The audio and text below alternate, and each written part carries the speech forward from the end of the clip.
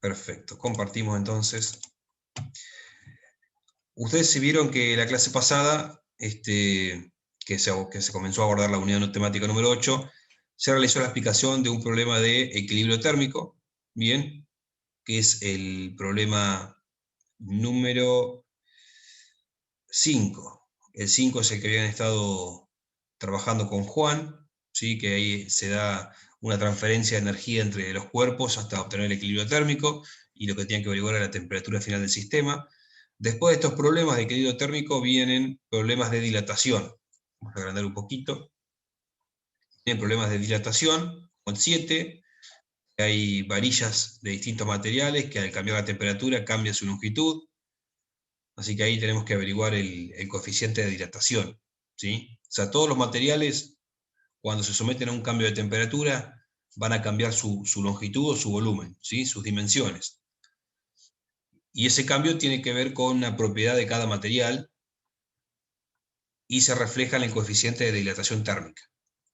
Entonces, lo que vamos a hacer en este ejercicio número 7 es calcular el coeficiente de dilatación térmica de estos materiales, del cobre, del acero, el bronce, el aluminio. Bien. En el 8 lo mismo, es una lámina rectangular de aluminio que se encuentra a una temperatura, entonces se lleva a una temperatura mayor, en este caso 260 grados. Y tenemos que calcular el nuevo largo, el ancho y la superficie. ¿Sí? Acá ya involucramos superficie, es decir, si cambian las dimensiones de un objeto por cambiar la temperatura, en general los objetos se dilatan. Bien, si cambia la temperatura, el objeto crece su longitud, su área, digamos, y su volumen. Por eso en el B dice, si se construye un recipiente en forma de cubo con este material, que es aluminio, cuyo coeficiente ya calculamos acá, bien, pregunta qué porcentaje aumentará el volumen para el mismo cambio de temperatura. Bueno, el 9 y el 10 también son de dilatación, es decir que del 7 hasta el 10 inclusive tenemos problemas de dilatación térmica. Fíjense que acá hay un termómetro que tiene un cierto volumen, el bulbo, ¿sí? Los termómetros de hace unos años atrás no eran digitales como los de ahora, sino que eran termómetros con ampolla de mercurio, ¿no? Entonces el mercurio es un metal líquido, que por ser un metal tiene un coeficiente de dilatación volumétrico muy alto. Entonces esa dilatación, ese cambio de volumen, el cambiar la temperatura, se usa para poder medir justamente a partir de una escala la temperatura a la que se encuentra un objeto, un cuerpo. Bien, el 9 también es un frasco, así que por ahí lo que hacemos es mirar un cachito el 7, como para que ustedes comiencen a ver problemas de dilatación. Con la profe vieron algo, yo no sé si con la profe alcanzaron a ver algún ejercicio cuando vieron dilatación. Díganme ustedes, podemos venir a la teoría. Creo que sí. Bien, gracias Juan Antonio. Acá en la teoría de, cuando trabajaron el concepto de temperatura, vieron lo del termómetro, el tema de las escalas, equilibrio térmico,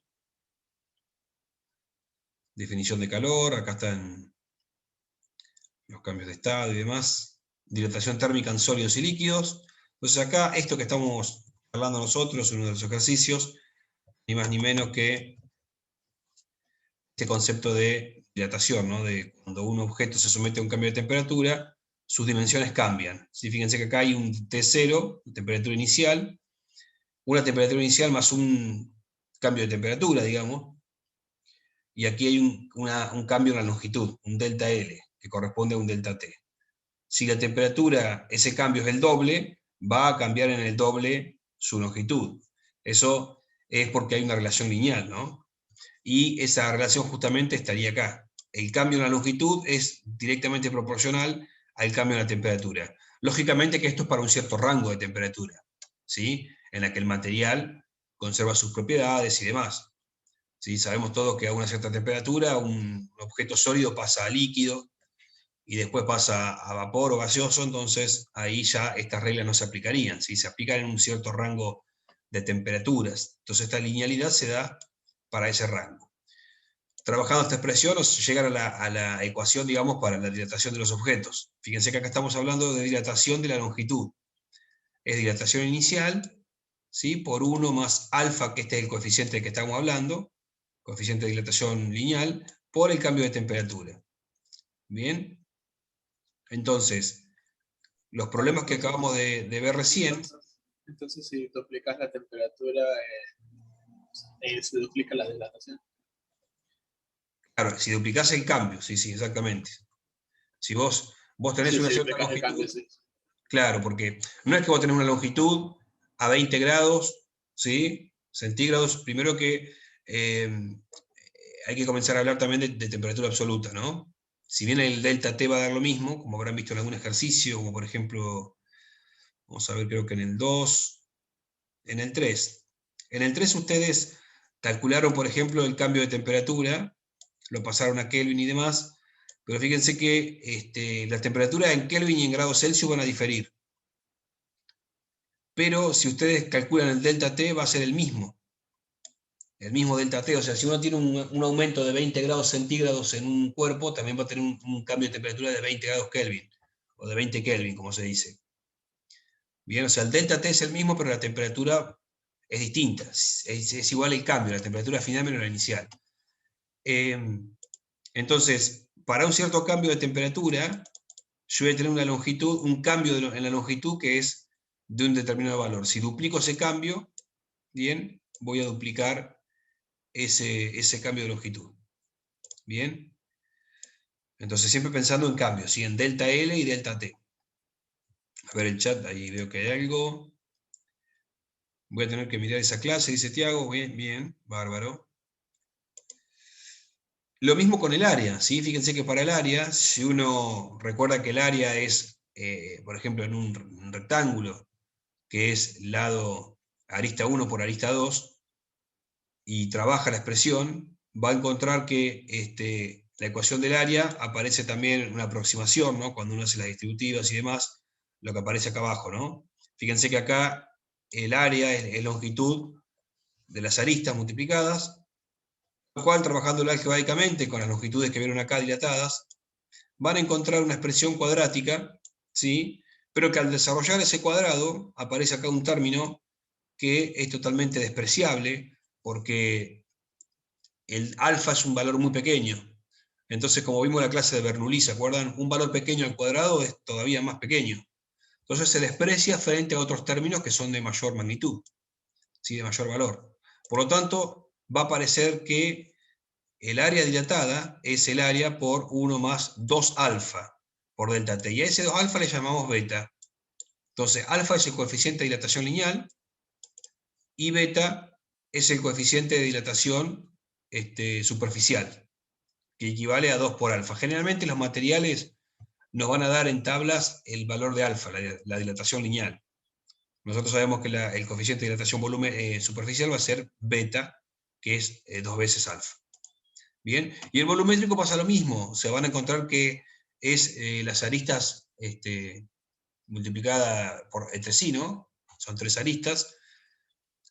Y acá van a encontrar que la aproximación aplicaría para estos términos que están acá al cubo, bien, a otro término más que va a tener un orden 2, un cuadrático.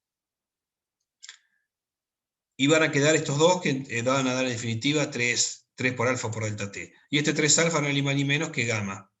A ver si en algún lado está escrito o no. Bueno, este término de acá se conoce como gamma y es 3 veces el coeficiente de dilatación lineal. Bien, por lo tanto nosotros para los ejercicios vamos a ver cuál resolvieron. Un evaluador uso de la cinta métrica, de la cinta métrica. Bien. Perfecto.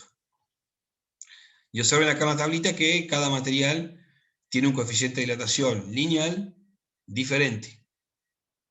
Bien, entonces, para el mismo cambio de temperatura, los materiales van a tener distinta longitud, o sea, distinto cambio en la longitud. Y en ese sentido está el problema número 7. ¿Sí? Vamos a traer un cachito el 7.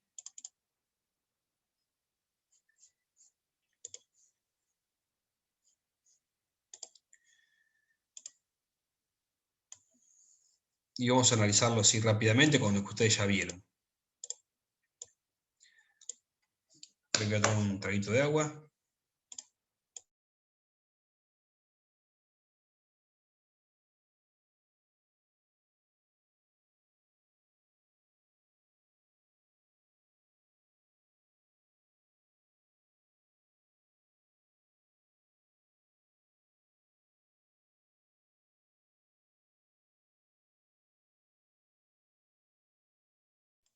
Bueno, tenemos este ejercicio. Fíjense que dice, en un experimento se quiere determinar el coeficiente de dilatación lineal de 4 metales. Esos metales son cobre, acero, bronce, aluminio. Dice, para esto se cuenta con 4 varillas, cada una de 10 metros de longitud. Está hecha de cada uno de estos materiales, ¿no? Todas se encuentran a 20 grados Celsius y son sometidas a una fuente de calor de tal manera que su temperatura aumenta hasta 140 grados Celsius. Los incrementos de longitud observados para cada varilla son los que se registran en la siguiente tabla. Fíjense que el cambio es muy pequeño, ¿no? O sea, cambió 120 grados de aumento de temperatura, bien, y para esos 120 grados aparece un cambio de longitud muy pequeña. Fíjense que a partir recién del segundo decimal, o sea que son centésimas de metro, ¿no? ¿Sí? Esto van a ser 2 centímetros, 0,04, 1 centímetro, 32, 2 centímetros, 28, 2 centímetros, 88. Claramente el que más se dilató, fíjense que para ese cambio de temperatura, el que más se dilató fue el aluminio. Bien, si no me equivoco, es el aluminio. Entonces la idea sería que el aluminio tenga el mayor coeficiente de dilatación. Es decir, el mayor coeficiente de dilatación va a sufrir un mayor cambio de longitud para el cambio de temperatura. Bien, entonces vamos a ejemplificar esto. Podríamos poner algunas varillas de acá. Vamos a ver si podemos elegir algún... Imagínense que tenemos...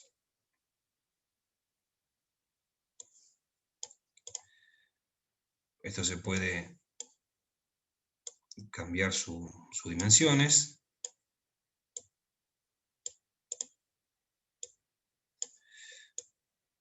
No nos deja cambiarlo más. Bueno, imagínense que esta es la varilla de un metal. Entonces, a una temperatura determinada, va a tener una cierta longitud. Fíjense que acá estamos hablando de lo que cambió su longitud, por eso lo tomamos como dilatación lineal. ¿Sí? Tiene una cierta temperatura, una cierta longitud L sub 0 a una temperatura T sub 0. Luego de dilatarse, si nosotros acá a esto lo podemos duplicar, cuando cambió su temperatura va a cambiar su longitud, un cierto valor, ahí lo estamos exagerando un poco, pero cambia aumentando su longitud, y va a tener una longitud final. Bien, creo que el problema ingenieril, si no les contó la profe, tiene que ver con esto, ¿no? Con la dilatación de los objetos. Así que esto, traten de entenderlo, digamos, no es difícil, pero lo van a tener que trabajar con el problema ingenieril. Vamos a borrar esto para ponerlo más arriba. Entonces, esta es la longitud L inicial, y esta es la longitud L final. Fíjense que es mayor longitud a una temperatura T final. Entonces el delta T es el cambio de temperatura, T final menos T inicial. Lo que nos dice la ecuación de dilatación es que la longitud final es igual a la longitud inicial por 1 más el coeficiente de dilatación lineal por el cambio de temperatura, que es T final, siempre es T final menos T inicial. En este ejercicio lo que nos dice es que usamos 4 varillas de materiales distintos y todas sufrieron una dilatación diferente. Lo que nos pregunta es cuánto vale el coeficiente de dilatación lineal de cada uno de estos materiales.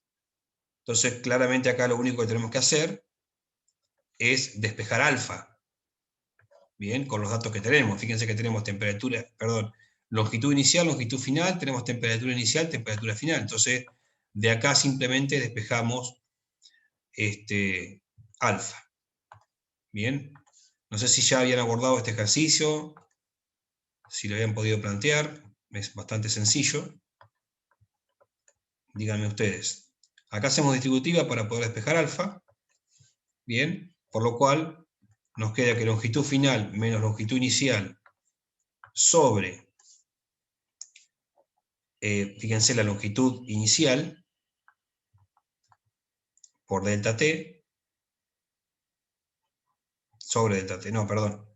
Sí, sobre delta T. Esto va a ser igual a alfa. Es decir, el cambio de temperatura dividido L sub 0 sobre delta T. Fíjense que el alfa, las unidades que va a tener, acá arriba tenemos unidad de longitud, sobre unidad de longitud se cancelan, multiplicado por delta T. Entonces va a quedar 1 sobre grados Celsius o 1 sobre Kelvin. Es la unidad del cambio de temperatura, que habíamos dicho que era equivalente, ¿no? En el caso de Celsius y Kelvin. Si quieren calculamos el primero, como para tener una idea. Longitud inicial eran 10 metros, y la final para cada metal, por ejemplo, vamos a hacer el cobre, que es 10,0204. Entonces va a ser 10,0204 metros menos 10 metros sobre la longitud inicial, que son los 10 metros, por el cambio de temperatura que habíamos dicho que era 240 menos 20, ¿no? 140. 140 menos 20. Lo que va a dar 120. Fíjense que eso es cambio de temperatura. Por lo tanto, acá el alfa, este alfa es para el cobre. El cobre tiene el símbolo Cu en la tabla periódica. Vamos a hacer este cálculo.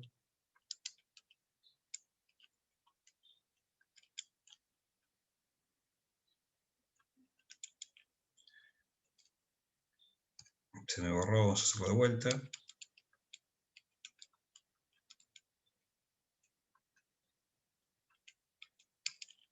Va a dar 1,7 por 10 a la menos 5. Generalmente los valores de coeficiente de dilatación lineal de los metales andan en estos valores, no en estos órdenes, dependiendo cada uno, pero siempre son valores muy pequeños. Esto da 1,7 por 10 a la menos 5, 1 sobre grados Celsius.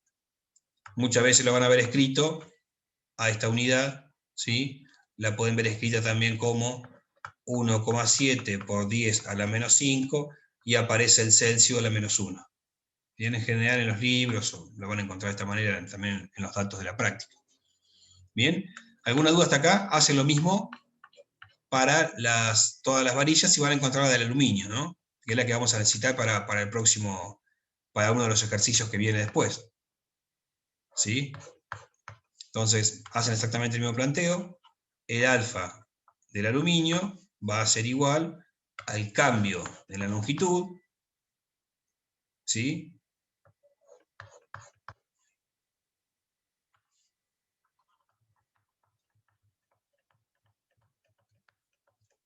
Todo esto en metros. Dice bien. Perfecto. Dividido ese cambio de temperatura, simplemente hacemos el cálculo para tenerlo a mano. Sobre los 10 metros iniciales por 120 grados Celsius. Cambio de temperatura.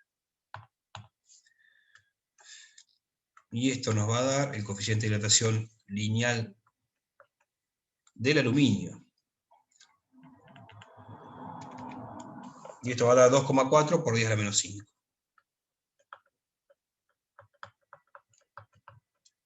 1 sobre grados Celsius. Bien, bueno, este ejercicio es bastante sencillo, es simplemente despejar de la expresión de dilatación el coeficiente de dilatación lineal. Y que ustedes se armen de una basecita de datos, digamos, de al menos estos 4 coeficientes. Claramente que va a tener un coeficiente mayor, ¿sí? Fíjense que en este caso es 1,7 por 10 a la menos 5 para el cobre, el otro es 2,4. ¿Sí? Fíjense que es el doble. No, perdón, no es el doble, no. Es 2,4, es mayor.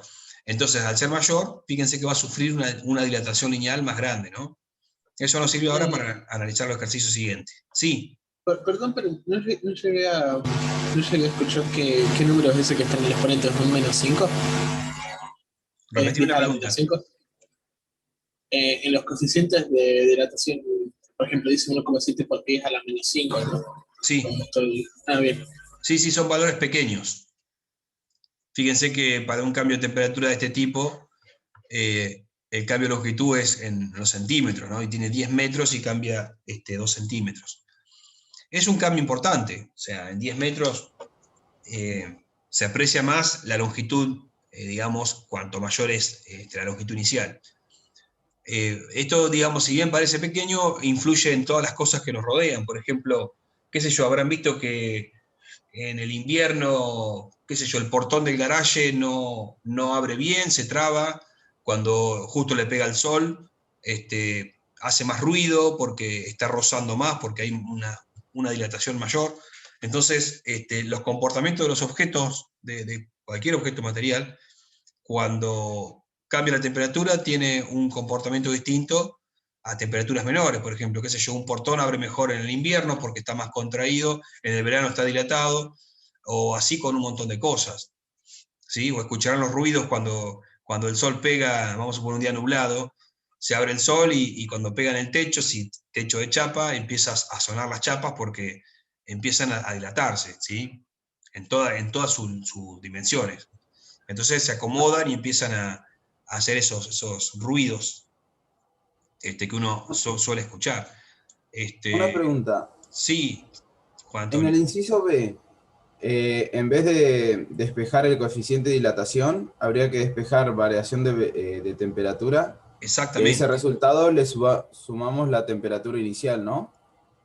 A ver, acá te pregunta cuál debe ser el incremento.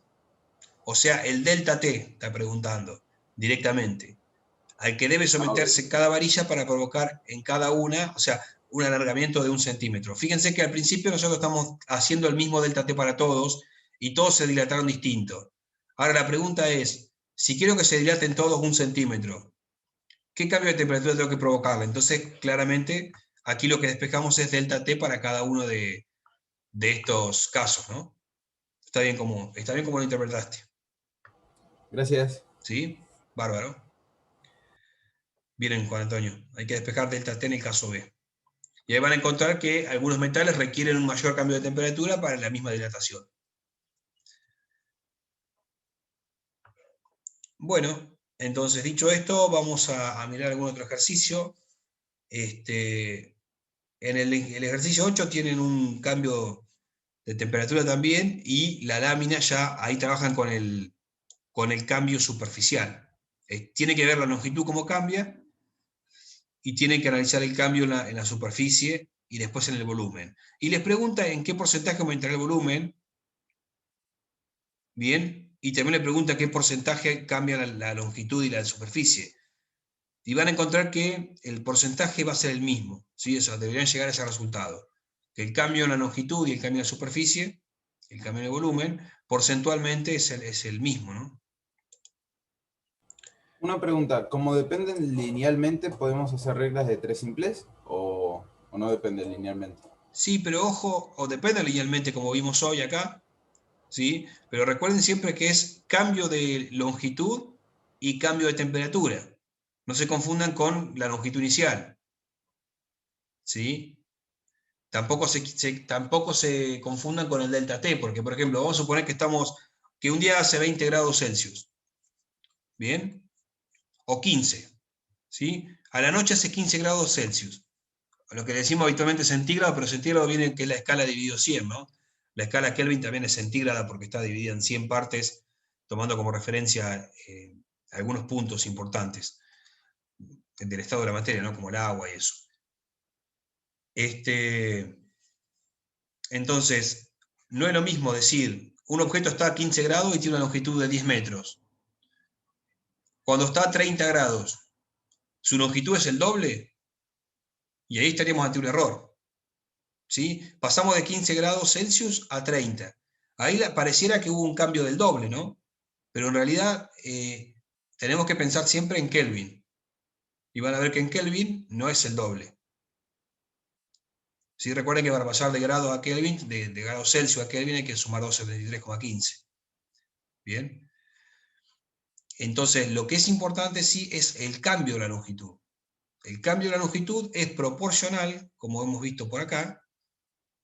El cambio en la longitud es directamente proporcional al cambio en la temperatura. Acá está la relación lineal. O sea, tenemos que pensar, si algo cambió 20 grados de temperatura y hubo un cambio en la longitud de 1 centímetro, entonces si hay un cambio de 40 grados, va a haber un cambio del doble de longitud. Pero ¿Bien? los tres sistemas de temperatura usan la misma escala. ¿Cuáles O tres? sea, sé que tienen diferentes ceros, los Kelvin, Celsius y Fahrenheit, pero usan la misma escala. Tienen que ver, digamos, con puntos de referencia. La escala Kelvin es la escala absoluta. ¿Bien? Sí, eso lo entiendo. Tienen diferentes puntos, tienen diferentes ceros. Sí, esa Sí. parte la entiendo, pero la diferencia de 1 grado al siguiente es la misma para los tres. No, pues solamente coinciden con el cambio de temperatura en grados Celsius y en Kelvin. Ah, entiendo. Para Fahrenheit ya tenemos ahí una proporcionalidad distinta. Fíjense que Entiendo. aparece un factor ahí. O sea que un cambio de temperatura de 100 grados, un cambio de temperatura de 100 grados que uno le llamaría, va a ser lo mismo en Celsius, ¿sí? Esos 100 grados de incremento. Es decir, vos tenés un objeto, le aumentás 10 grados Celsius, va a tener un delta T de 10, ¿no? Pero también si lo calculás en Kelvin, también va a tener un cambio de 10 Kelvin, o de 100 Kelvin, no sé cuánto dije, pero el cambio el mismo coincide, ¿no? En Kelvin, porque tiene la misma división, digamos, ¿sí? Por eso son escalas centígradas, ambas. Toman como punto de referencia, por ejemplo, el grado Celsius, el 0, que es el punto de cambio de fase del agua, ¿sí? Hasta el punto de ebullición, que son 100, toma esas dos referencias y las divide en 100, ¿no? Esto creo que lo estuvieron llamando con la profe. Bien.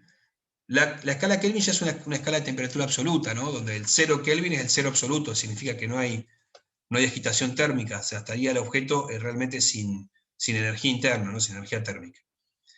Pero bueno, ahí van a ver que cuando hagan algunos ejercicios van a ver que el delta T coincide para Kelvin y Celsius. Bien.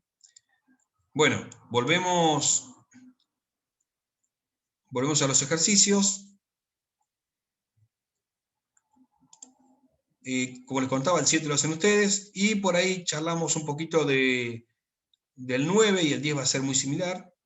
Bien, el 9 ya es un problema de dilatación volumétrica.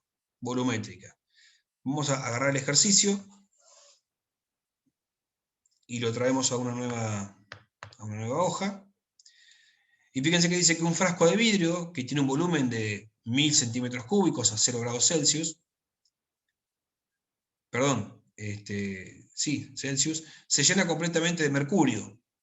Bien. Después dice, el sistema formado se le entrega calor hasta que alcanza una temperatura final de 100 grados Celsius. Dice, calcula qué cantidad de mercurio se derramará. Bien. Y el coeficiente de dilatación volumétrica del mercurio y del vidrio son estos valores que te aparecen acá. Es decir, que en este ejercicio nos está diciendo que el mercurio se derrama. Ahora vamos a ver por qué se derrama. Acá vamos a agarrar un rectángulo. Imaginemos que tenemos un recipiente que contiene mercurio. El recipiente es de vidrio, vamos a hacer acá está todo a una temperatura determinada, vamos a decir una T inicial igual a 0 grados Celsius, y tenemos un volumen inicial que es igual a 1000 centímetros cúbicos, ¿sí? Que es 1 litro.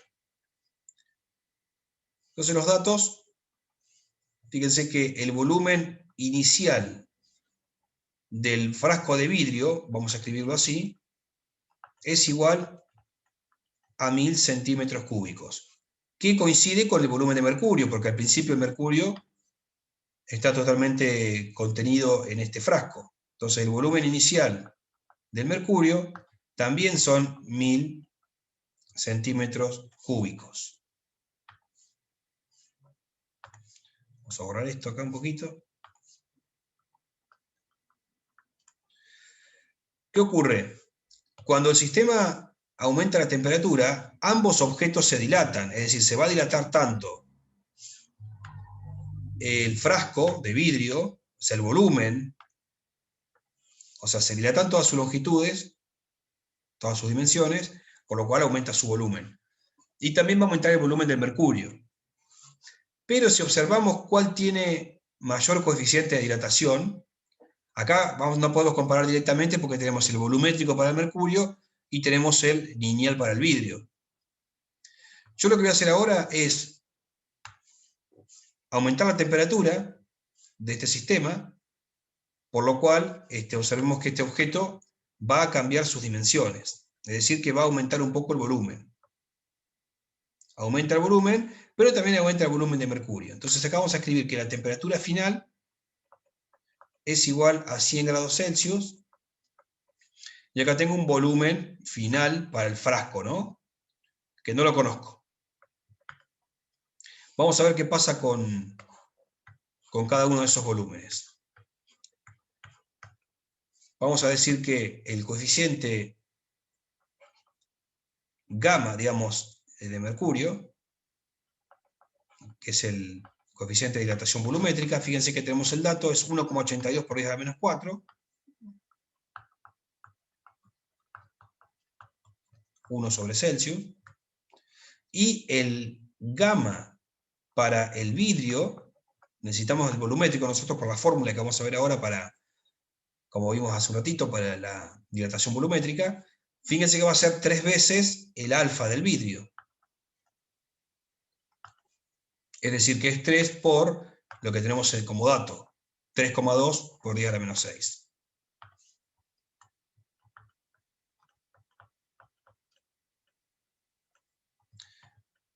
sobre grados Celsius.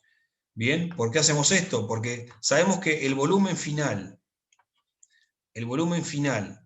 del vidrio o del frasco va a ser igual al volumen inicial que tenía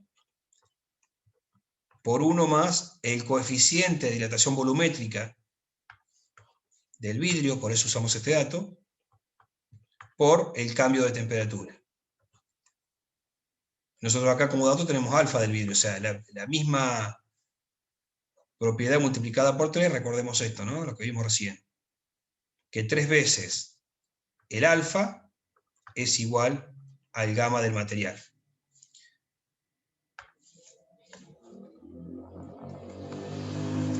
Y luego tenemos que el volumen final del mercurio va a ser igual al volumen inicial del mercurio por 1 menos el gamma del mercurio, que es el coeficiente de dilatación volumétrica, por el cambio de temperatura. ¿Cuál de los dos les parece que va a tener mayor volumen final? Perdón, acá le puse un menos, es un más. Ahí. ¿Sí? La expresión es siempre la misma. ¿Cuál les parece que va a tener mayor volumen final cuando le provocamos un cambio de 100 grados Celsius? El mercurio. El mercurio. ¿Por qué, Juan Antonio? Bueno, principalmente por ser un metal. Por ser un metal, muy bien, tienen esa propiedad, correcto. ¿Y algo más? Y puede ser porque ya te da el dato de que se derrama.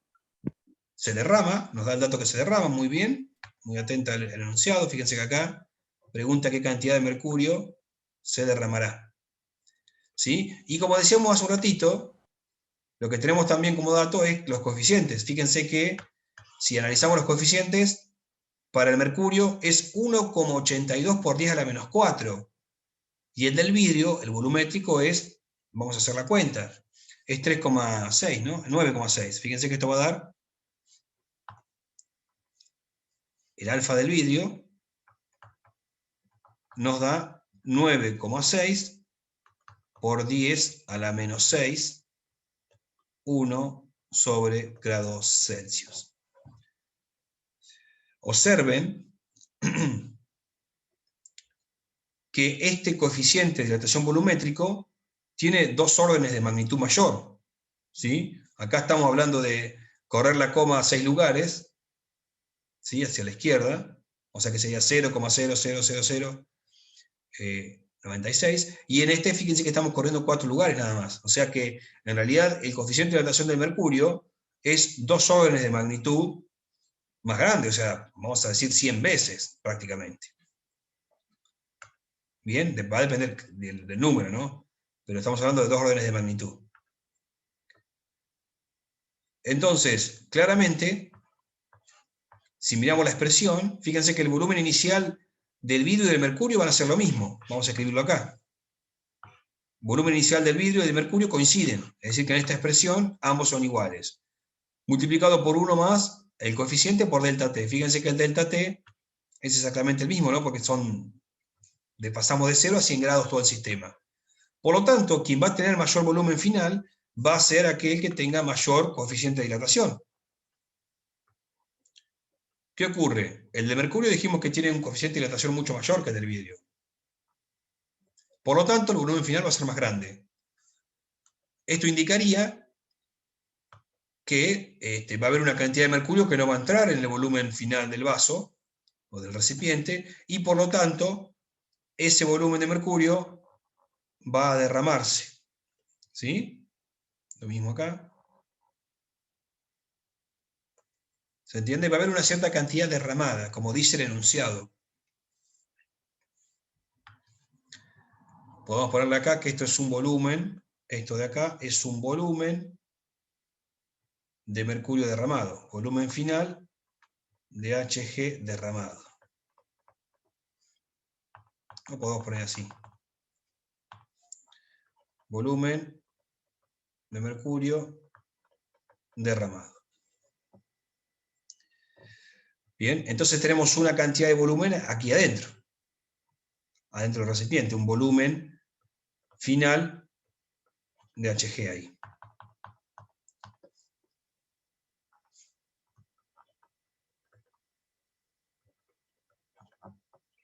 Acá adentro queda una parte, le podemos llamar prima, y se derramó otra parte, y la suma de los dos va a ser el volumen total de mercurio, el volumen final. Calculemos esto, ¿no? Vamos a calcular esto. Fíjense para el vidrio, ya tenemos todos los datos, acá va a ser 1000 centímetros cúbicos por 1. ¿Me recuerdan el coeficiente del vidrio? El 3, era 3,9, ¿no? 9,6. Por 10 a la menos 6. Vayan haciendo la cuenta. Esto es 1 sobre grados Celsius, multiplicado por el cambio de temperatura, que va a ser, temperatura final era 100 menos 0.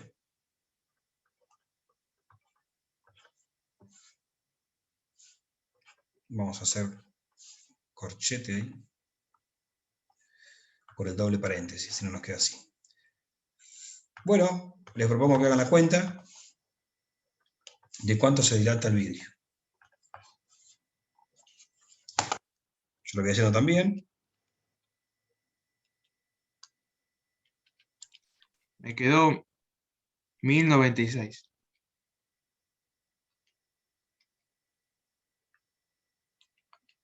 ¿1096? Claro, 1000,96, ¿no?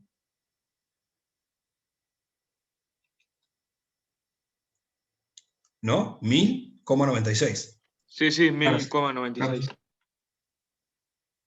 Perfecto, perfecto. Entonces,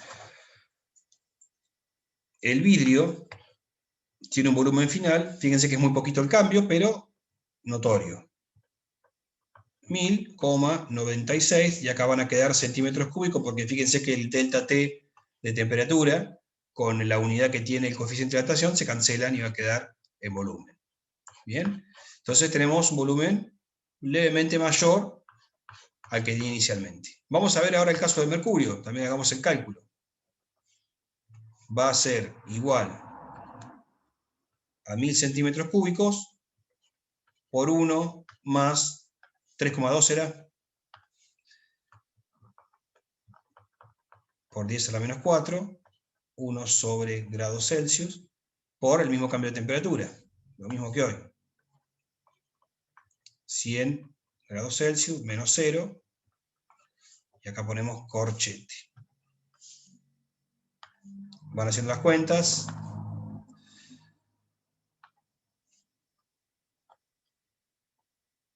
y me dice.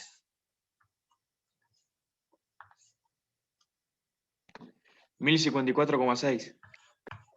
Bueno, entonces acá vamos a decir que esto es igual a 1054,6, ¿verdad? Lo único que voy a cambiar acá va a ser el 3,2. Era 3,2, ¿no? Por eso la menos 4.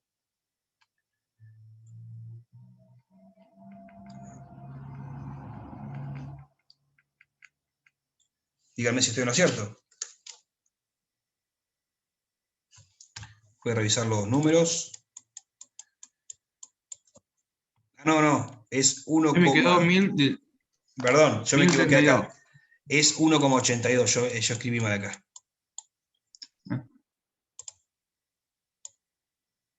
Me quedé con el 3,2, que es el del vidrio en realidad, el lineal.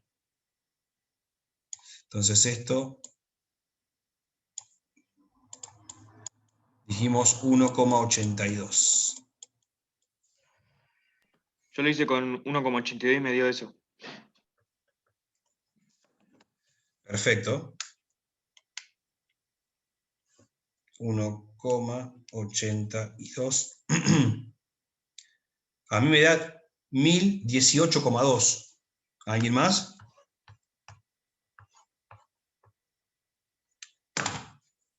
Díganme si me equivoqué yo en algo. Tengo 1000 por 1 más 1,82 por 10 a la menos 4 por 100. Fíjate ahí si tenés algún... Te da distinto a mí, ¿no? Me quedó igual que vos, Franco. Bueno. ¿No te falta multiplicarlo por 3? No, porque el del mercurio ya fíjense que nos da gamma. Fíjense que, Ok. fíjense que nos da dos coeficientes distintos. Nos da el coeficiente de dilatación volumétrica. Generalmente para líquidos se va a dar el coeficiente de dilatación volumétrica. Y para sólidos se da el lineal. Por eso que acá aparece gamma de Hg y acá el alfa del vidrio. Por eso multiplicamos por 3 el alfa. Ya directamente el gamma nos da. ¿Bien? Es lo que hicimos acá. Acá el del vidrio nos da el alfa y en el mercurio ya nos da el gamma. Coeficiente de dilatación volumétrica. Bien, entonces esto va a dar 1018,2 centímetros cúbicos. Bueno, fíjense que claramente hubo una mayor dilatación del mercurio. ¿Cómo calcularíamos el volumen derramado? ¿Cómo les parece? La variación de volumen del vidrio, no, del mercurio menos la variación del volumen del vidrio. Claro. Claro, Bien. hay que ver cuánto volumen de mercurio quedó afuera del vaso. Exacto. Entonces hacemos la diferencia, ¿no? Podemos hacer la diferencia entre el volumen final de mercurio, o sea, el volumen total de mercurio dilatado, menos el volumen del frasco de vidrio. Y ahí vamos a encontrar justamente el volumen derramado, ¿no? Entonces el volumen de mercurio derramado no es ni más ni menos que el volumen final del mercurio menos el volumen final del vaso de vidrio. Por lo tanto, aquí vamos a tener esta cuentita. 1018,2 centímetros cúbicos menos 1000,96 centímetros cúbicos. Yo voy a hacer la resta. Y nos da esta cuentita que el volumen derramado no es ni más ni menos que 17,24 centímetros cúbicos. ¿Sí? Es decir que tenemos ese volumen, esa cantidad de volumen derramado, que no es poca cosa. Y fíjense que estamos hablando de mercurio alojado en un recipiente de vidrio. Cuando se somete a un cambio de temperatura, como el mercurio tiene mayor dilatación, va a derramarse, o sea, va a hacer mayor el volumen de mercurio final que el volumen final del vidrio. Entonces, esto a nosotros nos da pie para pensar que esta cantidad de volumen derramada puede ser un indicativo de cuál fue el cambio de temperatura. Bien, si yo no supiera cuál fue el cambio de temperatura acá y vengo a medir este volumen derramado, podría sacar cuál fue el volumen, el cambio de temperatura, ¿no?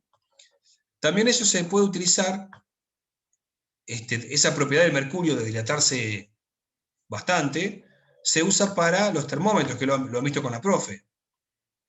¿Sí? Si tienen un termómetro que es una ampolla o un bulbo donde tiene alojado mercurio, acá adentro hay mercurio, y tiene un pequeño capilar, ¿sí? Yo lo voy a hacer un poco exagerado, pero tiene un pequeño capilar, que es donde el mercurio, en lugar de derramarse, lo que se hace es aprovechar esa dilatación. Imagínense que inicialmente el volumen está acá, todo esto está con mercurio, a una cierta temperatura, imagínense 0 grados Celsius, y cuando esto se lleva a una temperatura mayor, ya vimos que el volumen del vidrio no cambia tanto. Lo que va a cambiar es el volumen de mercurio, entonces el mercurio excedente lo que hace es trepar por el capilar. Para un cierto cambio de temperatura, sube un cierto nivel el mercurio. Si el cambio de temperatura es el doble, va a subir el doble de altura en el capilar. Si el cambio de temperatura es el triple, va a subir el triple. Por ese motivo, los termómetros de hace varios años atrás consisten en un capilar donde el mercurio va a ir subiendo y sobre ese capilar se hacen las marcas de la graduación de la temperatura. ¿Sí?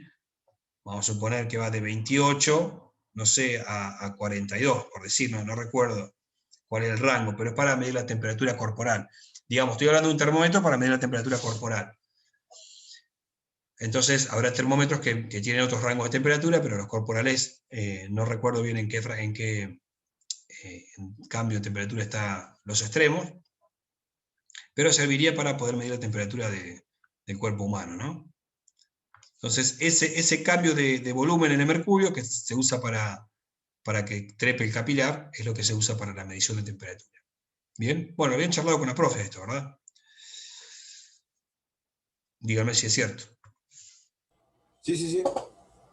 Y fíjense que el problema, gracias, el problema 10 es un problema de estos de mercurio, ¿sí? De un termómetro. Observen que dice el ejercicio, esperen que desplace un poquito esto.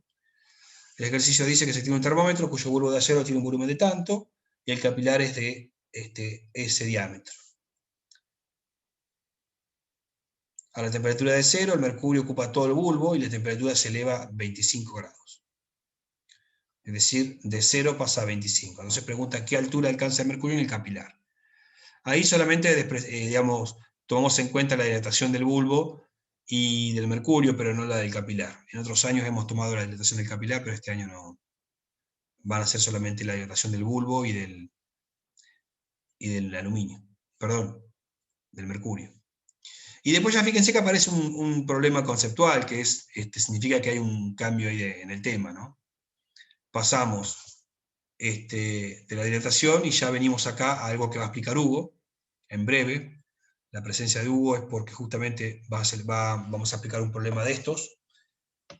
Acá ya aparece la cuestión de la conducción térmica, y vamos a utilizar la ley de Fourier para poder estudiarla. Hay un problema bien conceptual, bien simple, digamos, de cómo se transmite el calor a través de una placa de metal, ¿sí? Cómo va cambiando la temperatura a medida que avanza el calor. Y después tenemos unos más complejos un poquito, ¿no? Donde hay dos placas distintas que están en contacto, entonces cómo el calor atraviesa esas placas. Y después ya aparece el 14 y el 15 y el 16, que son, el 14 no, el 14 van a ver que es parecido a lo que vieron acá en el 12 y el 13, donde el calor está fluyendo a lo largo del eje, por lo tanto atraviesa un área. Acá es muy importante entender el área que atraviesa el calor, ¿sí? Si es constante o no, eso es fundamental. Siempre el calor atraviesa, en este caso atraviesa en forma perpendicular, ¿no? Es decir, a ver si tenemos el lápiz, acá hay una temperatura inicial T1 y acá una T2. Como T1 es mayor que T2, fíjense que T1 es 60 y T2 es 0, grados Celsius. Entonces el calor siempre fluye del lugar de mayor temperatura al de menor. ¿Bien?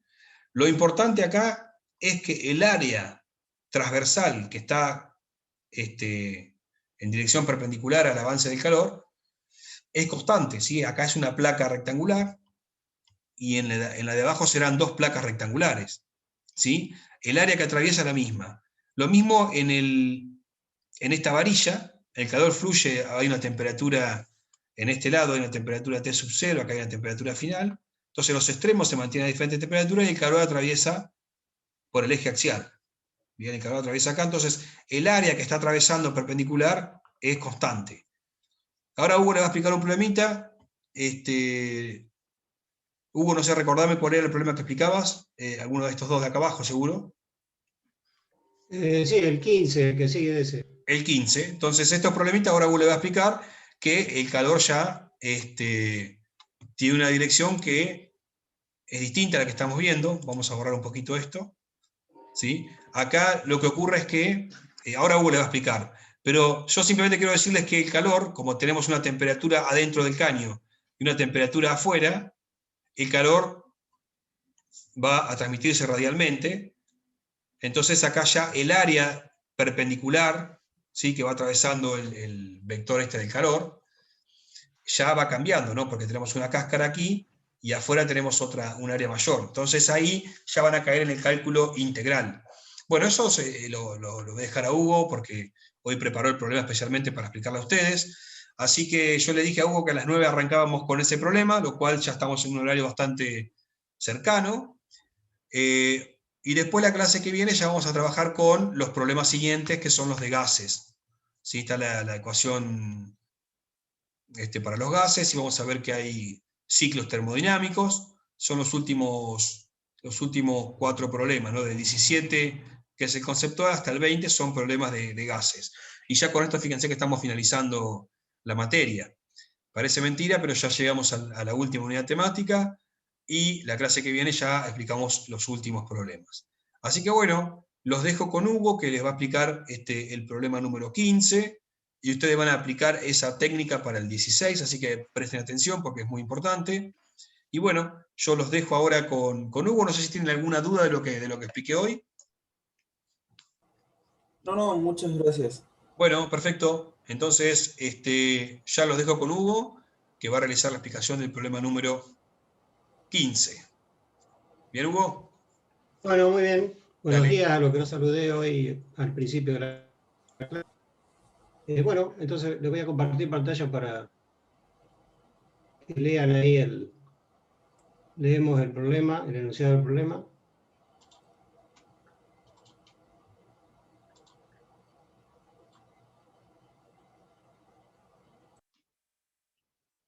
Ahí están viendo el práctico. Sí, Sí, sí. sí. Bueno, entonces como dice acá y decía Franco ahí, son un problema de transmisión de calor, en este caso por conducción, ¿no?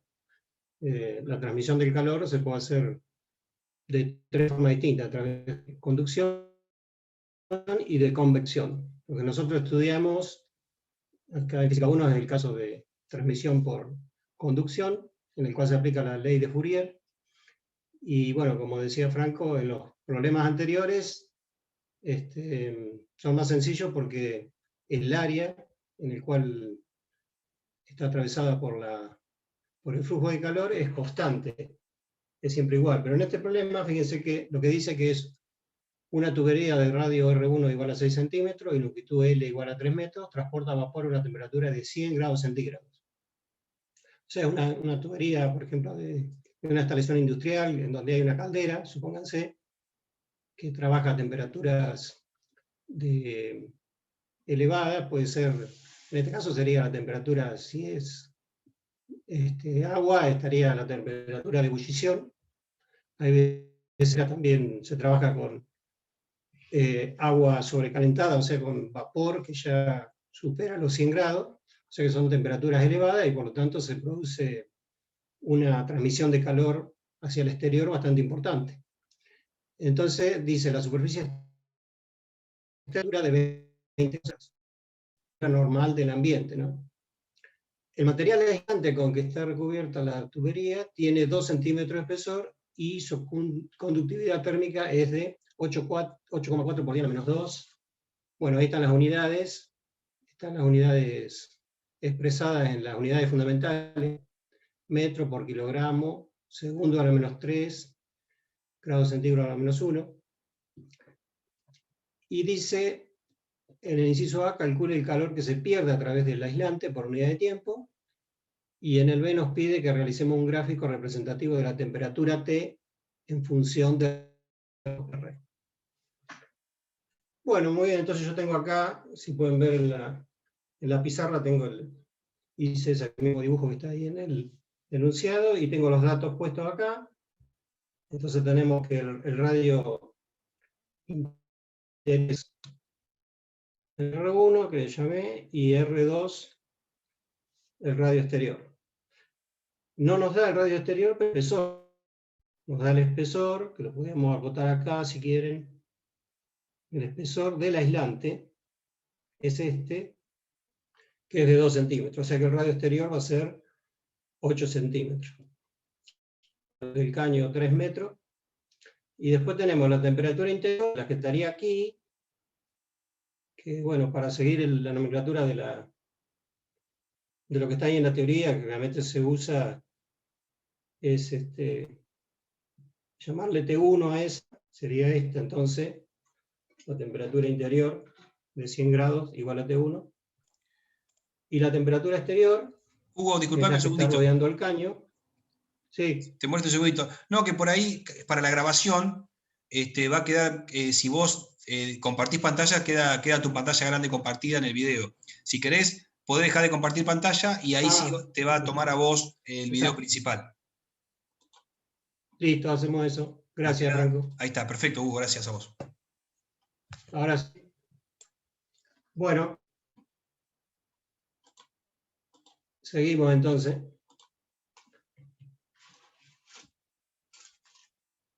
Bueno, entonces, como decía, tenemos todos los datos.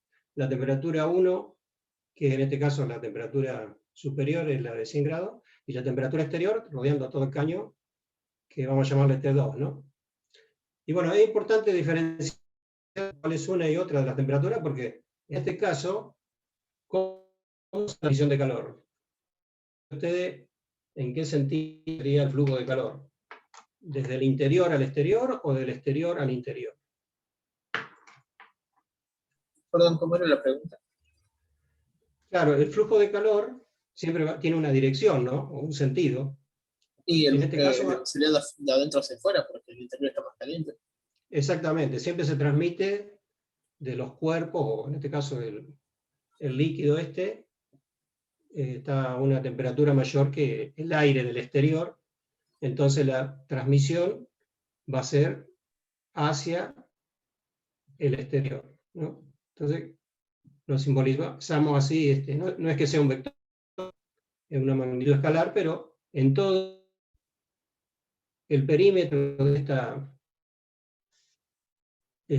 superficie aislante, entonces se va a transmitir el calor hacia afuera. Bien. Sí, podría ser al revés, por ejemplo, si esto fuera una instalación frigorífica, supónganse, por ejemplo, de aire acondicionado, instalación que trabaja con distintos líquidos, pero a temperaturas inferiores a la del ambiente, ¿no? Si fueran, por ejemplo, 5 grados centígrados o menos, puede ser la temperatura del líquido que está transportando cañería, la transmisión de calor sería al revés, ¿no? Porque tendríamos mayor temperatura en el exterior que en el interior. Bueno, definido eso, entonces, lo que tenemos que aplicar es como decía, la ley de Fourier para la transmisión, que ustedes ya han visto en la teoría ahí, que es H, que se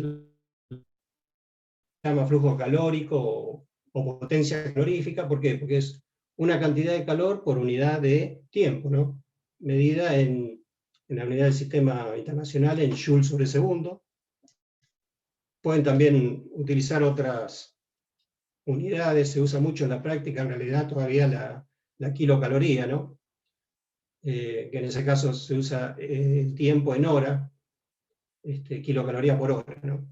Si ustedes hablan con un técnico en refrigeración, en calefacción y eso, no utilizan el joule, utilizan la kilocaloría todavía, pero bueno, en este caso tenemos todos los datos expresados en el sistema internacional que es el que se debe usar, ¿no?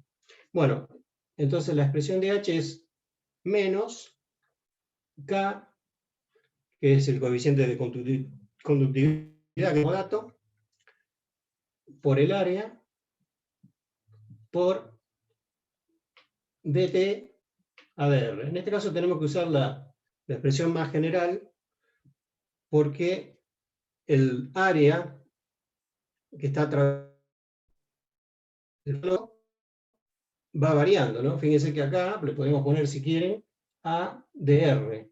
O sea, es un área que depende del radio. En los problemas anteriores, como le decía Franco, no van a tener ese inconveniente porque el área siempre es constante. O sea, acá directamente pueden utilizar la variación. En vez de ser la expresión diferencial de TADR, pueden usar directamente delta T sobre delta R, o generalmente uno toma un eje, lo más común es llamarle X, ¿no? En esos son los casos en que tienen un área constante, ¿no? Si el calor atraviesa esta placa, que tiene un área constante, siempre es la misma, a medida que voy avanzando, siempre encuentro el mismo área, ¿no? El área sería esta. Entonces, en ese caso pueden usar directamente la variación de temperatura, que siempre va a ser entre los extremos o entre las dos partes de ese material, ¿no?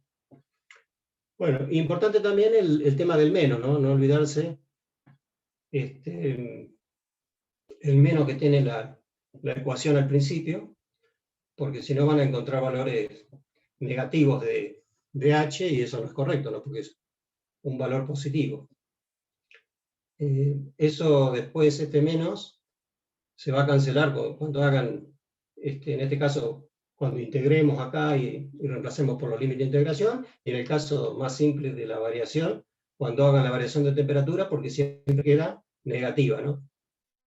El T2 menos T1S va a ser siempre negativo, entonces, con este negativo de la ecuación, vamos a tener un valor positivo para H. Y bueno, este término acá, de TADR, es lo que se conoce como el gradiente de, ¿no? O sea, variando la temperatura en función de la posición. Y si lo dibujamos acá en el gráfico, ¿cómo sería el área? Para que nos ubiquemos, vamos a graficarlo acá en otro color. Vamos a tomar entonces un radio R genérico. Si yo hago toda una... Lo dibujo en línea de puntos así. Entonces, este valor es R. Un R que varía entre R1 y R2, ¿no? Y estaría extendido en toda la cañería, ¿no? En los 3 metros de la cañería. Entonces, si yo dibujo esto acá, una cosa así. ¿Se entiende? Entonces, si yo tomo un determinado sector acá, un área, un diferencial de área aquí, ¿no? En una parte cualquiera del tubo, ese flujo calórico estaría saliendo, fíjense, ¿en qué forma? En forma perpendicular, ¿no? No sé si lo alcanzan a ver acá como acá yo dibujé que es perpendicular al radio acá también, entonces es perpendicular en toda la superficie de la camisa esta del aislante, pero va variando el área, ¿no? ¿Lo pueden ver eso? Va desde R1, que es el radio interior, a R2. Acá lo que está dibujado ahí en el dibujo del enunciado es nada más que el aislante, ¿no? Fíjense que yo acá le puse aislante. Bueno, y acá lo dibujé un poquito más grueso, no sé si se ve, que sería el espesor del caño, ¿no? Porque el caño va a tener un espesor. Pero bueno, no nos interesa eso, porque nosotros estamos analizando el calor que es a través de la... ahí se calcule la cantidad de calor que se pierde a través del aislante, porque si no le pusiéramos aislante, esto perdería muchísimo más calor, porque el caño, supóngase que es de acero, tiene una conductividad muy grande, ¿no? Los distintos materiales tienen distinta conductividad de acuerdo a sus propias características, y bueno, por eso se utilizan materiales que tengan baja conductividad, que puede ser, por ejemplo, el poliestireno expandido, o telgopor, que se llama comercialmente, no es una marca comercial, otros más, por ejemplo, la lana de vidrio. Bueno, hay distintos aislantes. Eso se hace para evitar justamente las pérdidas de calor. Aunque siempre va a haber pérdida de calor, pero se van a reducir. Entonces, ¿cuál sería el área? Díganme ustedes, ¿cuál sería el área que tengo que considerar acá? Este área que yo... Eso es fundamental por este ejercicio, porque en los otros ejercicios anteriores, cuando la transmisión era según el eje, ¿no? Si tenemos acá el eje de este cilindro, es más simple, ¿no? Porque si la transmisión de calor es normal a la sección recta, justamente el área va a ser la sección recta, pi por radio cuadrado. Pero en este caso no, porque es en forma lateral. Entonces es el área lateral del cilindro. ¿Se acuerdan cómo es o cómo la pueden calcular?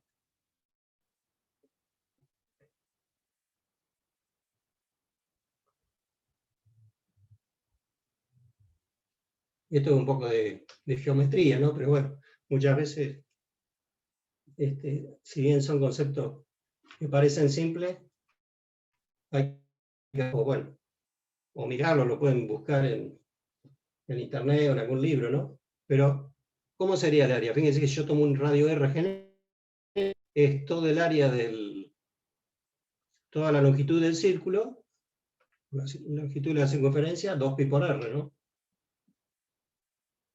Ahí tengo la longitud de la circunferencia. Pero todo el área lateral involucra toda la longitud. Así que es 2pi por r por L. ¿Está bien eso? ¿Se entendió? Sí, sí. Bueno, seguimos entonces. ¿En algo? Córtenme y pregúntenme. Bueno, entonces si reemplazamos este valor del área aquí, fíjense que esto nos va a quedar una ecuación diferencial, ¿no? En dos variables que son la temperatura y el radio. Entonces me queda menos K por el área, que es 2pi por R por L por dt a dr.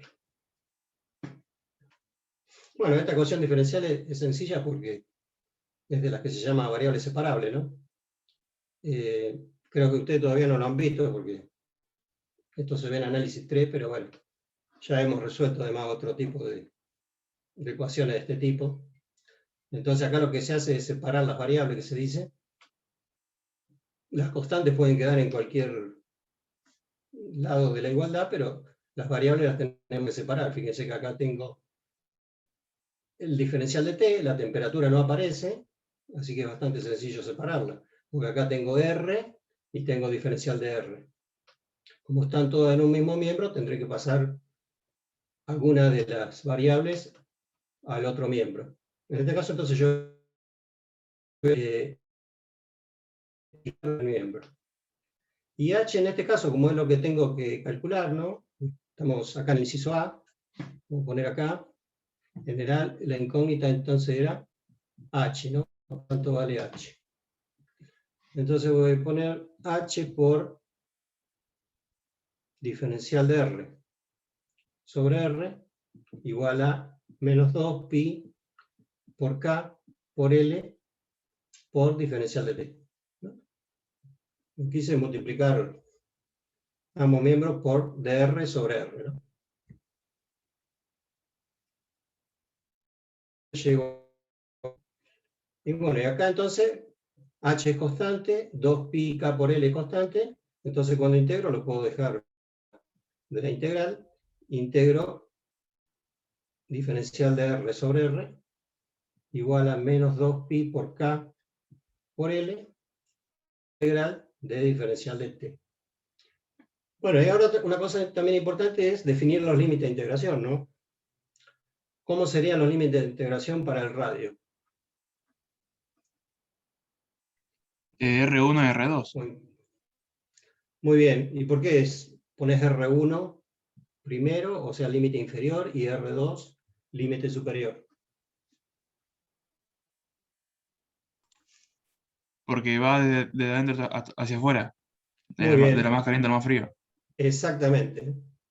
Lo que le decía, si el flujo calórico es al revés, porque la temperatura interior hubiera sido al revés, entonces yo hago desde T2 a T1, o como le llame, ¿no? Digo eso porque a veces uno se fija en los libros, en la teoría, siempre es T1 y T2, pero bueno, y R1 y R2, o como le quiera llamar, es importante entender la integración entre un sentido y el otro. Muy bien, y por lo tanto tiene que ser coherente también los límites que tengo que poner en la temperatura, ¿no? En la temperatura, entonces, ¿cómo sería? El límite interior, inferior, Desde T1 y el a T2. superior. Muy bien, desde T1 a T2. ¿Está bien? Lógicamente, generalmente uno pone los mismos subíndices, así que siempre va a ser 1 y 1 y 2 y 2, pero bueno, si lo hubiéramos llamado de otra forma, no estaría mal, y lo importante es entender por qué ponemos esos límites en esa forma. Bueno, y acá estas integrales son el logaritmo de R. Así que acá tengo h por logaritmo natural de R entre R1 y R2, y en el segundo miembro tengo menos 2pi por K por L por la integral de diferencial de T, que es T, la temperatura entre T1 y T2. Bueno, aplico la regla de Barrow y hago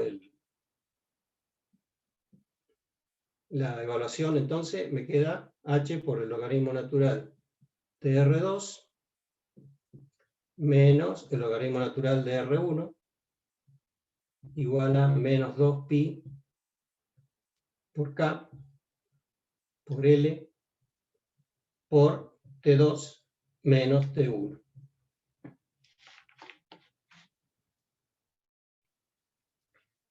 Bueno, acá esta resta de logaritmo se puede dejar así, o si no se puede hacer una simplificación aplicando, bueno, acá es paréntesis, ¿no? Aplicando la propiedad de los logaritmos y ponerlo como un cociente, ¿no? Recuerden que la resta de dos logaritmos equivale al cociente. Entonces podemos poner h por el logaritmo natural de R2 sobre R1 igual a menos 2pi por K por L multiplicado por la diferencia de temperatura T2 menos T1. Bueno, está bien hasta ahí, se entendió cómo llegamos a integrar la ecuación diferencial y evaluarla. De acá el valor de h. Lo voy a poner acá arriba, por acá, y lo escribo acá arriba.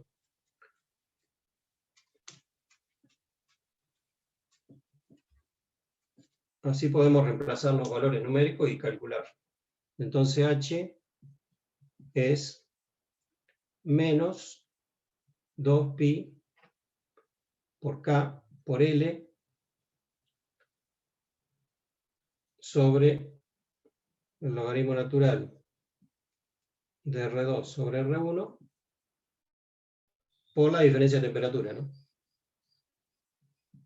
T2 menos T1. Bueno, entonces reemplazamos los valores y hacemos las cuentas.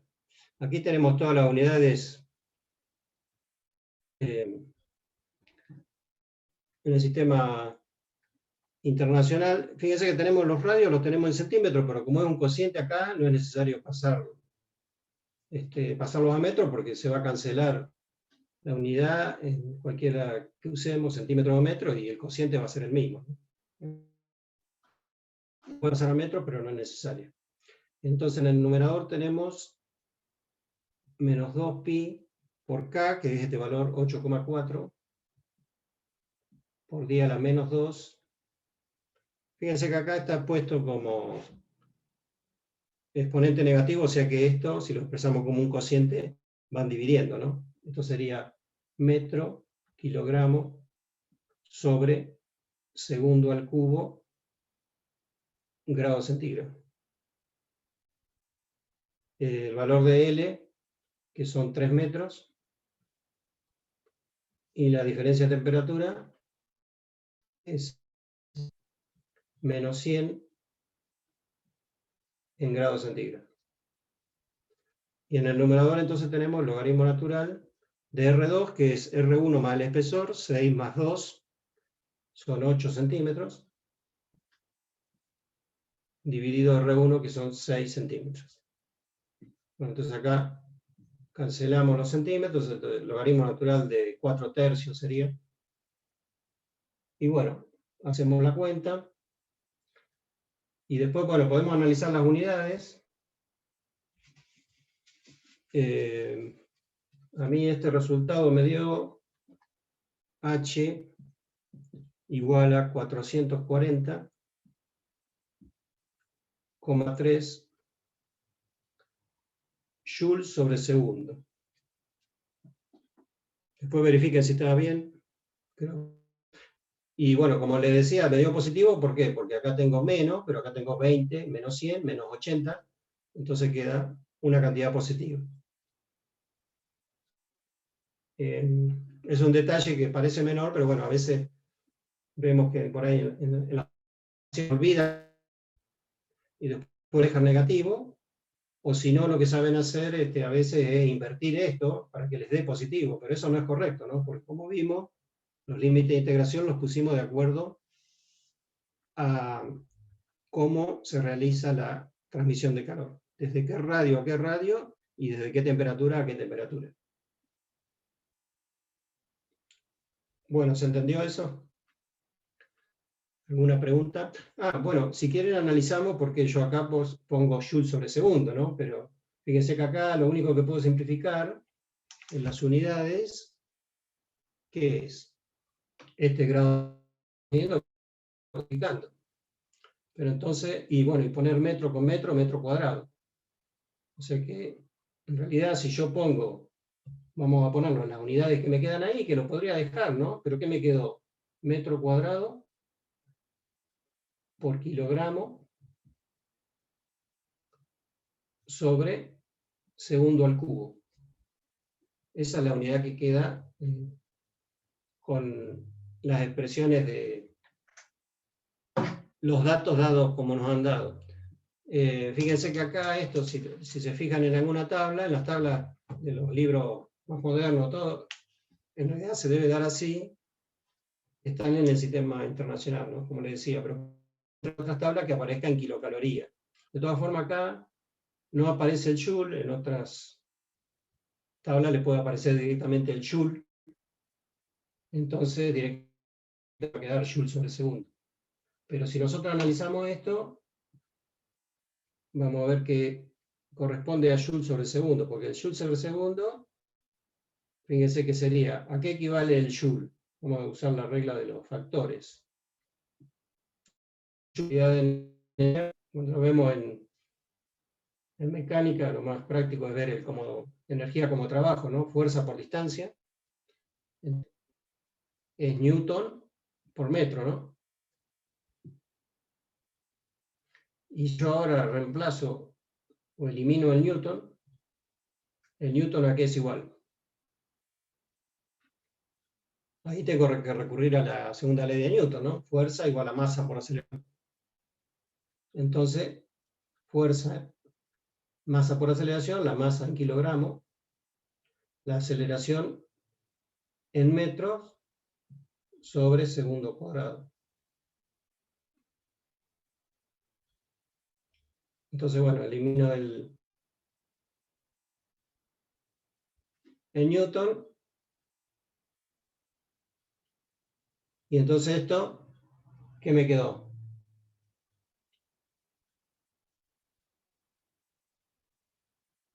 Fíjense que, bueno, acá era segundo, Joule sobre segundo, entonces Newton por metro, Joule sobre segundo, acá tengo un segundo.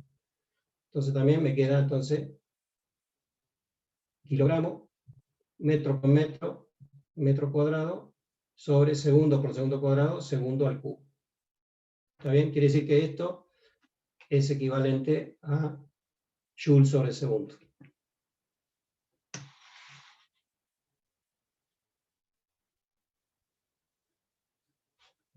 ¿Está bien? ¿Alguna duda?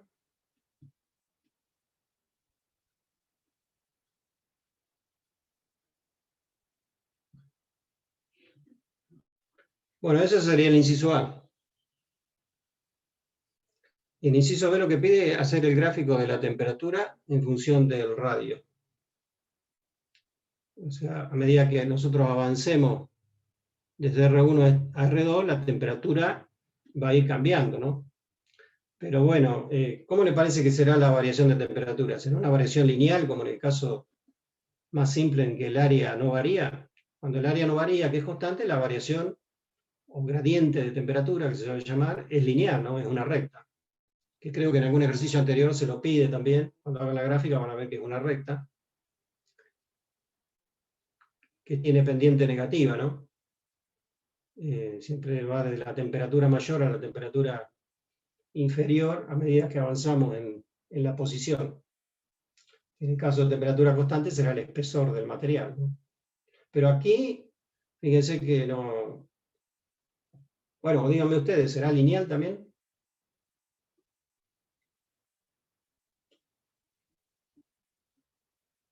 ¿O dónde nos tendríamos que fijar para ver si es lineal o no?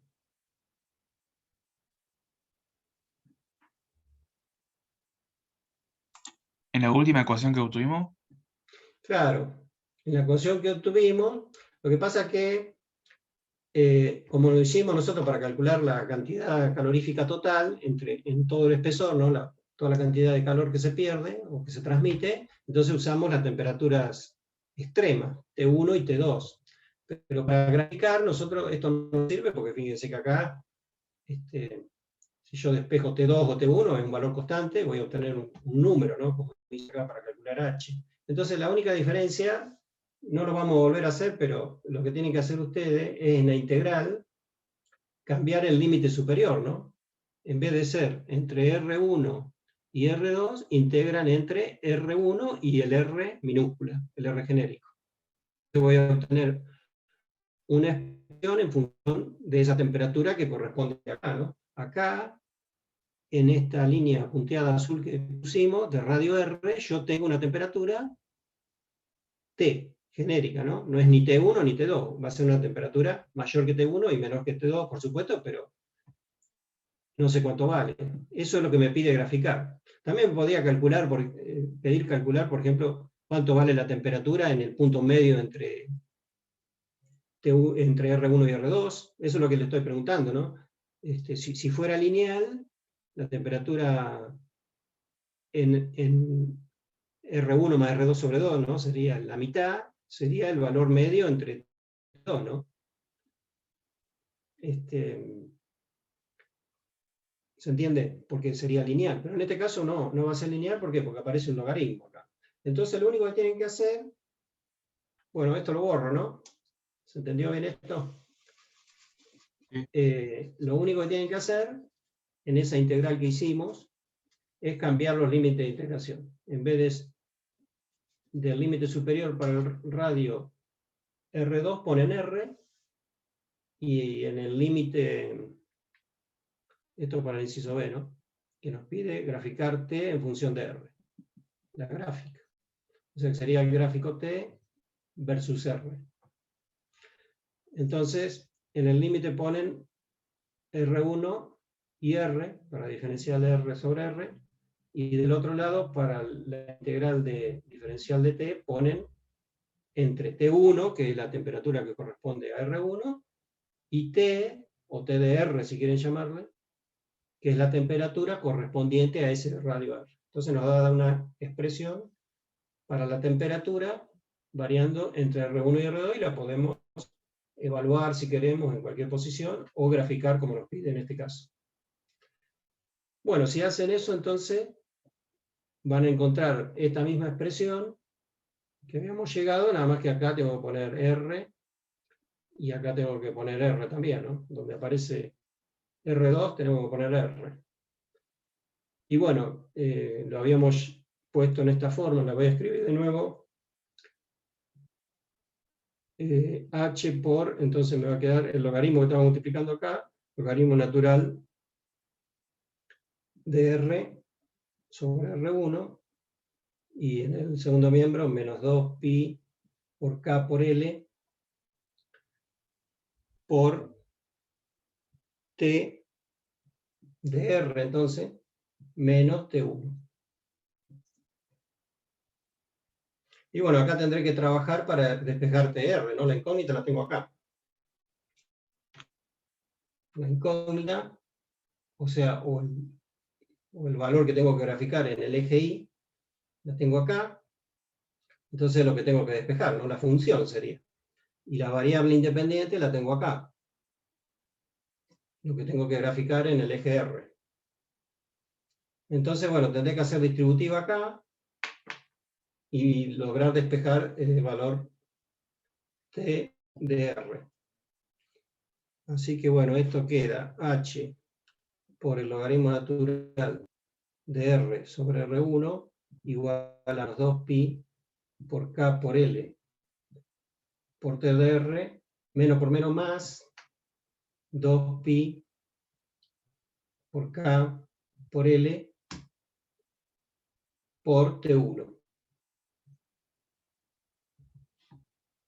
Y ahora despejamos esto, podemos escribir este término, los pasos positivos acá, así que queda 2pi por K por L por T de R igual a 2pi por K por L por T1 menos este término positivo acá queda negativo en este segundo miembro, así que me queda menos H por el logaritmo natural de R sobre R1. Y ahora lo que habría que hacer es dividir ambos miembros por 2pi K por L para que quede definitivamente la expresión de T, ¿no? Bueno, lo voy a escribir acá arriba, así después hacemos el gráfico de esta función. Entonces, la temperatura en función del radio es igual. Fíjense acá que si divido por esto, todo esto se cancela y me queda T1 simplemente acá, menos H dividido 2pi por K por L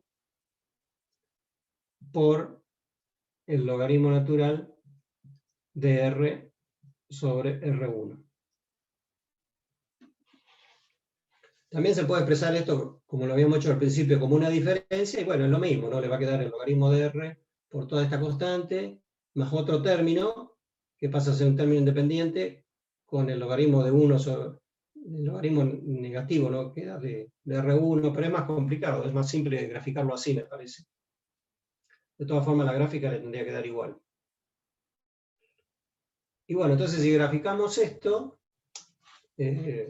bueno, habría que, no le vamos a dar valores, pero ustedes después, si lo quieren graficar bien a escala y todo, todos estos son datos, de uno eran los 100 grados, todo era dato, bueno, reemplazan los valores y le va a quedar como única variable la R acá, ¿no? Acá son, el R1 son 6 centímetros, pero si grafican esto,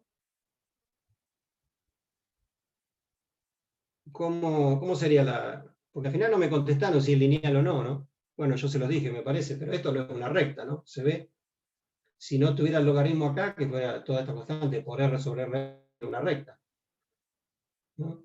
Pero en este caso no, porque aparece un logaritmo. Ustedes saben que el logaritmo es una función, es la inversa del exponencial, ¿no? Es una curva, no es recta. Entonces acá, bueno, si este es el 0 de R ustedes grafíquenlo ahí. Bueno, lo pueden hacer en centímetros igual, porque todo esto, se acuerdan que la unidad, o pásenlo a metros si quieren, pero la gráfica la pueden hacer tanto en centímetros como en metros. Y acá grafican entonces los valores correspondientes a TDR. Pero bueno, si lo analizamos un poco así cualitativamente, fíjense que ¿dónde comenzaría esto? Supongamos que esto es R1, este valor, ustedes pónganlo en escala, 6 centímetros, y acá tengo R2, 8 centímetros, ¿no? Entonces la gráfica se va a extender entre estas dos verticales. No arranca en cero, ¿no? Porque la temperatura, el radio no es cero, eso sería si fuera macizo el material. Bueno, ¿y cómo comienza? Si comenzamos dándole el valor R1 acá, ¿qué pasa con esto? Queda el logaritmo de R1 sobre R1, o sea, el logaritmo de 1. ¿Cuánto es eso? ¿Cuánto vale el logaritmo de 1? 0. Muy bien, el logaritmo de 1 en cualquier base, en este caso la base C, pero bueno, vale 0. Entonces quiere decir que todo este término se anula, ¿no? Este término negativo se anula, entonces me queda T1, ¿no? Quiere decir que para R igual a R1 yo tengo el valor acá. Este valor es T1. Que bueno, son, como habíamos dicho, la temperatura interior, 100 grados, ¿no? 100 grados centígrados. Bueno, ¿y después qué pasa? Fíjense que a medida que avanzamos, le damos valores mayores a R. Como R es mayor que R1, este número es mayor que 1, por lo tanto el logaritmo es positivo, ¿no? El logaritmo de un número mayor que 1 es positivo. Entonces, todo este término, al ser esta constante positiva, con este menos que tengo acá, empieza a restar, ¿no? Esta es una constante, 100 grados, menos, y empieza a restar. Entonces, empieza a describir la curva, que es una curva de este tipo. Ustedes, si no, grafíquenlo después todo en un GeoGebra, en algún graficador.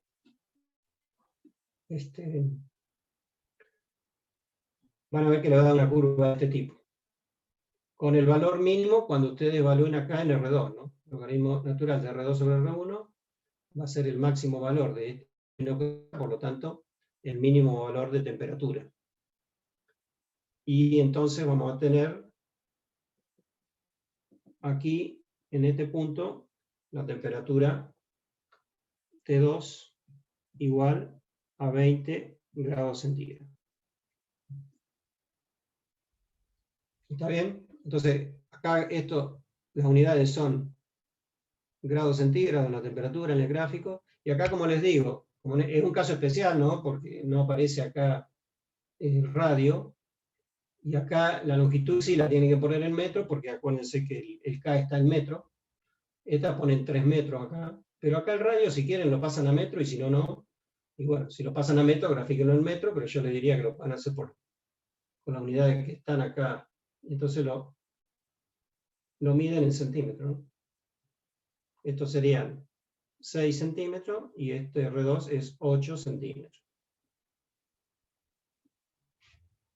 Entonces, esta es la gráfica de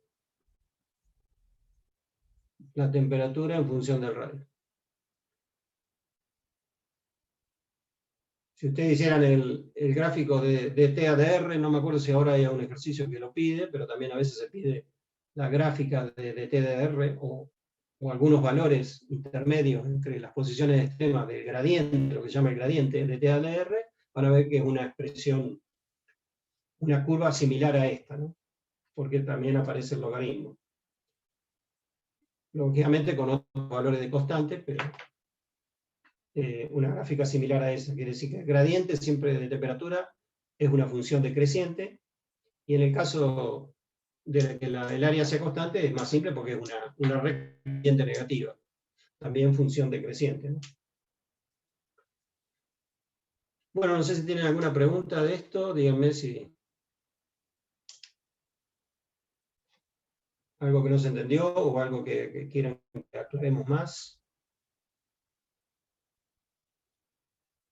Después el otro problema que tiene que aplicar esto es el que sigue, que es un horno semicircular, pero bueno, la diferencia va a estar en todo el ejercicio en el área que tienen que determinar para esa semiesfera sería, ¿no? Es como una semiesfera, un horno, por ejemplo, un horno de ladrillo, de barro que se saben usar. Bueno, ahí también hay una transferencia de calor y bueno, es un problema similar a este. Después los otros anteriores son todos de área constante.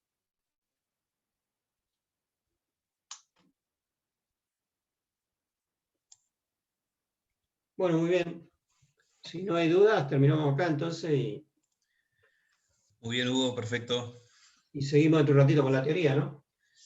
Sí, correcto. Ahora a las 10 la profe arranca con la teoría, así que les vamos a dar estos minutitos de descanso para que ustedes puedan prepararse un mate o, bueno, descansar un poquito.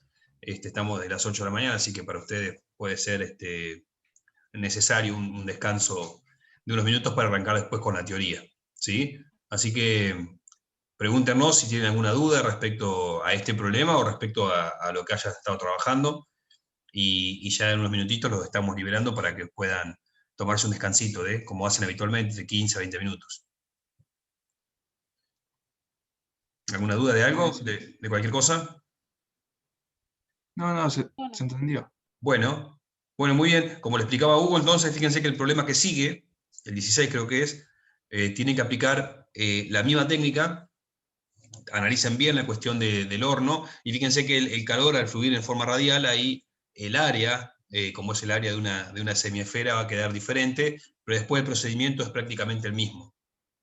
Bien, así que ahí traten de poner en práctica la ley de Fourier en forma diferencial para poder realizar la integral esa y sacar ya sea el calor, o por unidad de tiempo y demás, que fíjense que eso es una unidad de potencia, ¿no? Es la cantidad de calorías o joule que se transmiten por unidad de tiempo, no por segundo. Traten de resolverlo y lo podemos llegar a mirar el lunes o el martes, ¿sí? Recordemos que el parcial cambió al 1 de julio, así que tenemos ya una semanita más para poder trabajar con la práctica, para poder revisar bien los conceptos, así que traten de hacer todo, es lo que le recomendamos nosotros, y siempre las dudas que tengan al foro, las consultan en el foro, o también nos consultan acá cuando hacemos los encuentros por videoconferencia. ¿Alguna duda de algo, de lo que sea? Ya sea del parcial, de la fecha, si alguien por ahí no estaba al tanto, o de los problemas anteriores, alguna duda general que tengan de algo. Si no, ya lo dejamos descansar.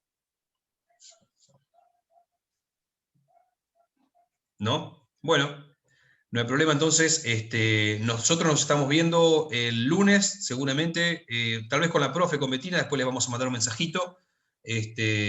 Así que hasta la semana que viene no vamos a estar en contacto. Ustedes siempre tienen disponible el foro para consultar todo lo que quieran, en el horario que quieran, siempre recordando que contestamos en horario de la materia. ¿Bien? Bueno, si no hay nada más, chicos, muchas gracias. Gracias, Hugo, por la gran explicación de este problemita que tiene lo suyo. Así que nos estamos viendo entonces el lunes o el martes. Por mi parte, los saludo. Y buen fin de semana. Bueno, chao, que sigan Muchas bien. gracias. Adiós, Igualmente. Gracias, hasta Luego. luego. Chau, chau.